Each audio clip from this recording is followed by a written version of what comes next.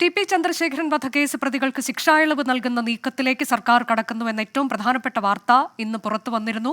അതിൽ Kannur jail superintendent കത്തയച്ചു എന്ന വിവരമാണ് പുറത്തു വന്നിട്ടുള്ളത്. ഇപ്പോൾ ഇതിൽ പ്രതികരണങ്ങൾ വരുന്നുണ്ട്. പ്രതിപക്ഷത്തിന്റെയൊക്കെ ഭാഗത്തു നിന്ന് അതിരൂക്ഷ വിമർശനം വരുന്നുണ്ട്. ഇപ്പോൾ ഞങ്ങളുടെ പ്രതിനിധി മിഥില ബാലനൊപ്പം ശ്രീമതി കെ രമ തത്സമയമുണ്ട്. മിഥില, എന്താണ് ഈ വിഷയത്തിൽ കെ രമയ്ക്ക് പറയാനുള്ളത്? നേരത്തെ തന്നെ അവർ നിലപാട് വ്യക്തമാക്കി കഴിഞ്ഞതാണ്. ഇതിനെ നിയമപരമായി നേരിടും, രാഷ്ട്രീയമായും നേരിടുമെന്ന്. ജീവപര്യന്തം ശിക്ഷ ലഭിച്ച പ്രതികൾക്കാണ് ഇപ്പോൾ ഇളവ് നൽകാനുള്ള ഒരു നീക്കം സർക്കാരിൻ്റെ ഭാഗത്തും നടക്കുന്നത്. അതിലാണിപ്പോൾ കെ രമയുടെ ഒരു പ്രതികരണം നമ്മൾ തേടുന്നത്. എന്താണ് ഈ വിഷയത്തിൽ പ്രതികരിക്കാനുള്ളത്? ഇത് ബഹുമാനപ്പെട്ട ഹൈക്കോടതിയുടെ വിധി വളരെ വ്യക്തമായിട്ടുണ്ട്. ടി.പി. കേസിലെ പ്രതികൾക്ക് ഒരു കാരണവശാലും റെമിഷൻസ് കൊടുക്കരുത് എന്നുള്ളത്. അവരുടെ ശിക്ഷ ഇരട്ടിയായി വർദ്ധിപ്പിച്ചു. ഇരട്ട ജീവപര്യന്തമാണ്, 20 വർഷത്തേക്ക് ദീർഘിപ്പിച്ചു. ഇതൊക്കെ നിലനിൽക്കെയാണ് ജയിൽ സൂപ്രണ്ട് ഇപ്പോൾ ഇങ്ങനെയൊരു തീരുമാനമെടുത്തിരിക്കുന്നത്. സർക്കാർ ഈ പ്രതികളെ വിട്ടയക്കാനുള്ള നീക്കത്തിന് മുന്നോട്ട് പോകുന്നത്. ഇത് കോടതിയുടെ വിധിയുടെ നഗ്നമായ ലംഘനമാണ്. കോടതിയെ വെല്ലുവിളിക്കുകയാണ്. കോടതി വിധി പോലും ഞങ്ങൾക്ക് ബാധകമല്ല എന്നാണ് നമ്മൾ ഇതിനകത്ത് കാണുന്നത്. അപ്പോൾ ഇതിനെതിരെ അതിശക്തമായി മുന്നോട്ട് പോകാനാണ് തീരുമാനിച്ചിരിക്കുന്നത്. നിയമപരമായും രാഷ്ട്രീയമായിട്ടും ഞങ്ങൾ മുന്നോട്ട് പോകും.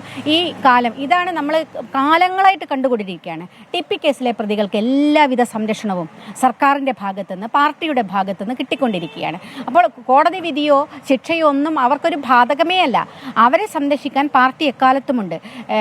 ഒരു ഭാഗത്ത് ടി.പി. കേസിൽ പാർട്ടിക്ക് ബന്ധമില്ല എന്ന് പറയുകയും മറുഭാഗത്ത് ഈ പ്രതികൾക്ക് വേണ്ടി നിലകൊള്ളുകയും അവർക്ക് വേണ്ടിയുള്ള എല്ലാ സൗകര്യങ്ങളും ചെയ്തു കൊടുക്കുകയും ചെയ്യുന്നതാണ് നമ്മൾ കാണുന്നത്.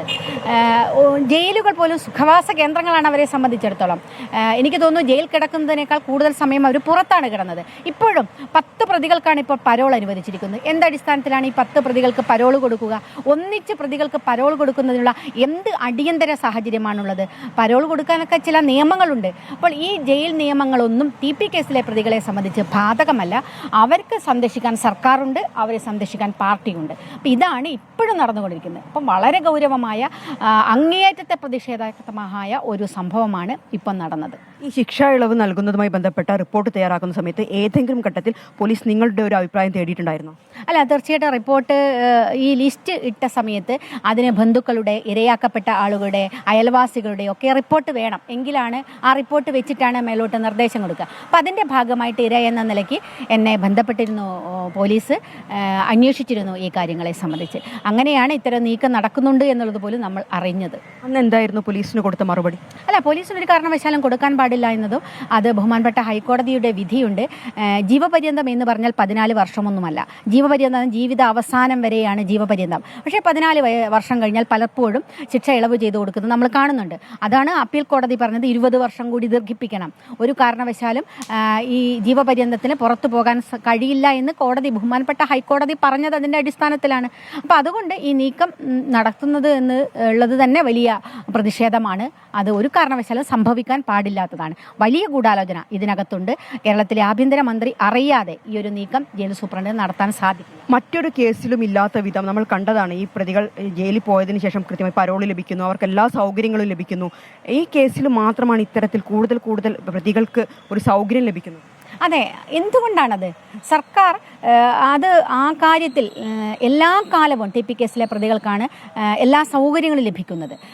അപ്പോൾ അതിൻ്റെ കാരണം എന്ന് പറയുന്നത് ഈ ടി.പി. കേസിലെ പ്രതികളെ ഈ തരത്തിൽ സംരക്ഷിച്ചിട്ടില്ലെങ്കിൽ അവർ പറയുന്ന കാര്യം പാർട്ടിക്കെതിരാവും. പാർട്ടി നേതൃത്വത്തിൻ്റെ പേര് അവർ വെളിപ്പെടുത്തും. ആ ഭയം പാർട്ടി നേതൃത്വത്തിനുണ്ട്. അതുകൊണ്ട് തന്നെ അവരുടെ ഇംഗിതത്തിനനുസരിച്ച്, അവരുടെ താല്പര്യങ്ങൾക്ക്, അവർക്ക് പറയുന്നതിനനുസരിച്ച് മുന്നോട്ട് പോവുക എന്നുള്ളതാണ് സർക്കാർ എപ്പോഴും സ്വീകരിക്കുന്ന സമീപനങ്ങൾ. അവിടെയാണ് പരോൾ ഉൾപ്പെടെ വഴിവിട്ട് കൊടുക്കുന്നത്, ജയിൽ ഫോണ് ചെയ്യാൻ സൗകര്യങ്ങൾ ലഭിക്കുന്നത്, ജയിൽ അവരുടെ ഏറ്റവും ജയിൽ ഭരിക്കുന്നത് അവരാണ്. ടി.പി. കേസിലെ പ്രതികളാണ് കണ്ണൂർ ജയിലൊക്കെ ഭരിക്കുന്നത്. അപ്പോൾ അത്രയും സ്വാതന്ത്ര്യം ആ പ്രതികൾക്ക് ലഭിക്കുന്നത് ഇത്തരത്തിൽ ശക്തമായ പാർട്ടി പിന്തുണ, ഭരണ നേതൃത്വത്തിൻ്റെ പിന്തുണ ഒക്കെ മറുവശത്ത് ലഭിക്കുന്നതിൻ്റെ ഭാഗമായിട്ടാണ്. മുൻപ് ഇത്തരത്തിലുള്ളൊരു നീക്കമുണ്ടായ സമയത്ത് ഗവർണറെ ഉൾപ്പെടെ സമീപിച്ചിട്ടുണ്ടായിരുന്നു. എന്താണ് ഇനി ചെയ്യാൻ പോകുന്നത്? അല്ല, ഗവർണറെ സമീപിക്കണം എന്ന് തന്നെയാണ് തീരുമാനിച്ചിരിക്കുന്നത്. തൊട്ടടുത്ത ദിവസം തന്നെ ഗവർണറെ കാണും. നിയമപരമായും രാഷ്ട്രീയമായിട്ടും ഇതിനെതിരെ നീക്കാൻ തന്നെയാണ് ആലോചിച്ചിരിക്കുന്നത്.